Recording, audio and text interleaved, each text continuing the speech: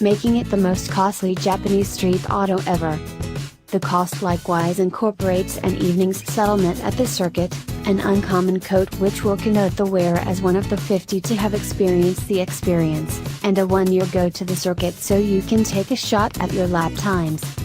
The Nürburgring Package LFA will be shown out in the open out of the blue at the Geneva Engine Demonstrate a fortnight from now, and as there might be 50 sold, may we recommend you contact your Lexus merchant at this moment on the off chance that you need one. On the off chance that your point of view on Japanese games autos is that they won't slice it contrasted with the best the Germans, Italians and British bring to the table, think again. Nissan's GTR has effectively exhibited that Japanese autos can do the business without an exceptional sticker price, however it isn't Lexus' aim to sponsor the purchasing cost excessively.